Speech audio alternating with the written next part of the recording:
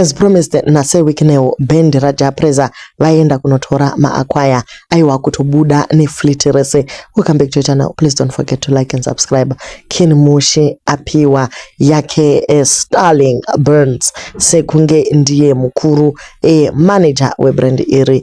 Kune mufaro wakapetwa zvachose kuband Raja Preza uye since they've been motivated tiri kungoona kuti anytime vanogona kungoreleasa kamwe kasongo vachiita zvavanogara vachiita.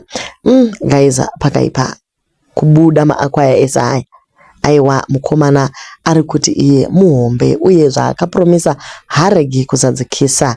Musakangamwe akanze vanoshanda vese naJa Preza kubva kune vanotsvaira panze nevanodasta mawindo vanobika tea nevanosunga magitare vari kudiwawo zvakare in a few months ravo zuva riri kusvika kuti vazopiwawo dzavo mota.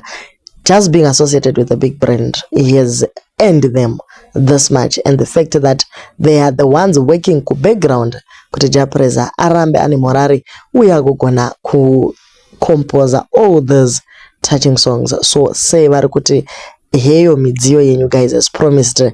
Manetizens vane mixed feelings kuti imari yabuda pamaAkwaya esaya plus Benz ya Mushi, but anyway tiri kungoti chero zvazvaita as long as the band members also got something nekuti pesa apa JA ndiye anga achitsvitswa zvese nemari.